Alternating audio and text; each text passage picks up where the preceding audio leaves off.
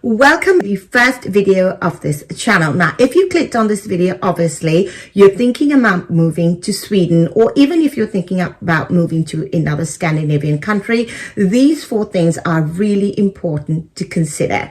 My name is Shalika Maka and I was brought up in Sri Lanka. I lived for 10 years in England and then I moved to Sweden. I've been living in Sweden for the last 15 years. Now, my story is a little different, and if you're interested, let me know in the comments below. I'll do a video about it, but I want to talk about four things you really should consider if moving to a Scandinavian country, or if you're moving to Sweden, or if you're even thinking about moving to Sweden. The world's becoming so small. Everybody is trying to relocate to different countries. Some people are not happy where they're living, but Scandinavia is a really lovely place to live, but you really want to consider these four things. So let's jump into it. The first thing has to be the weather. Now, I want to preface that the weather isn't that scary. I love it here, but you do have to consider that for a couple of months of the year, especially December, I would say November, December, and January, it's pretty dark, quite dark around 2 o'clock, 2:30, and it gets light only around probably 7:30 or 8 o'clock in the morning. So if you are one of those people who likes to have a lot of sunshine, if you're moving from a place like Asia or California, I would really consider the weather. It can be quite depressing if you are used to that sort of lifestyle with lots of sun and sort of socializing and all of the things that go with the weather.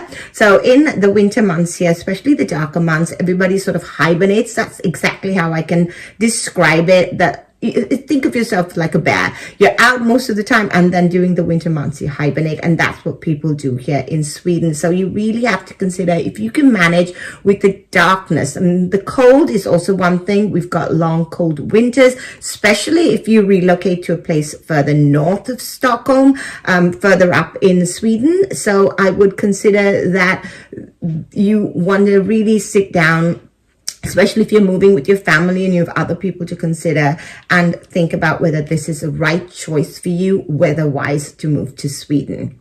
Number two, it definitely has to be the social and cultural differences that we have here in Sweden and Scandinavia. So in Sweden, think of it like this. The Swedes are like a coconut.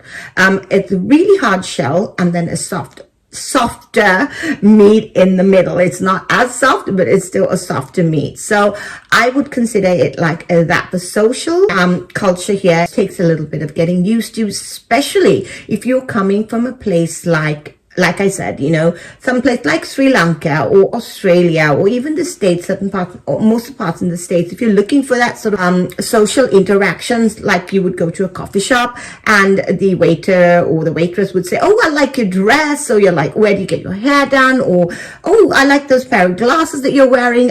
That won't happen in Sweden. People are very respectful of your private space, so they don't like to ask too many questions. They don't like to infringe on your personal space, and that can come across as rude, unhelpful, and that they're really not a friendly race. Now, that is not my experience at all. I find the Swedes very, very helpful, but only if you go up to them and ask them. They're not going to come up to you and just start talking or make a sort of random conversation. When you move to Sweden, especially if you don't have any friends and family here, you're going to have, at least I would say the first year or so, is going to be difficult with social interaction. You're going to have to build up to that. So I would really consider that as well. And once you do, even if you start working, you get friends that way, it's not going to be a very large social network, because in Sweden I've noticed that a lot of people, their social network comprises of people that they've grown up with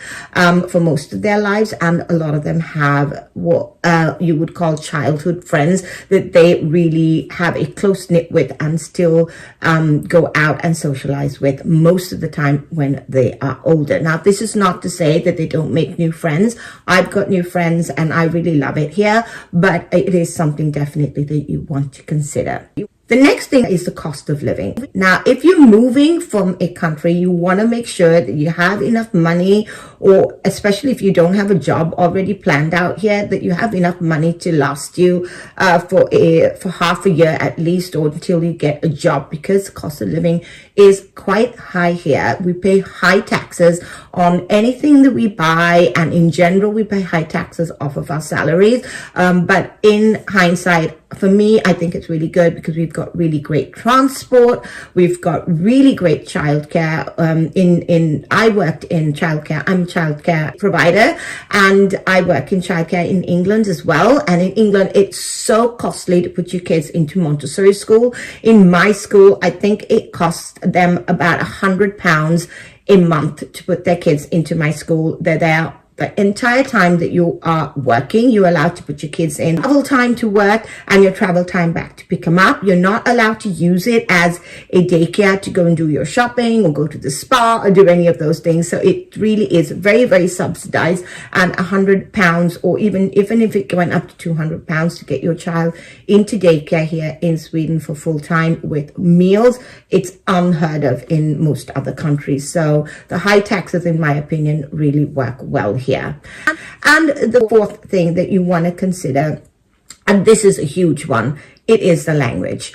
I would preface that you want to learn the language. You should learn the language. But I think that it is important to integrate into the culture and to really be a part of the Swedish system. You really want to speak the language. Now, you could, before moving, really decide if it's something that you actually can do. I learned the language. It took me, I would say, about 1.5 to 2 years to start really feeling confident in speaking. And obviously, my Swedish is not perfect. My grammar is not perfect. I never went for a really course.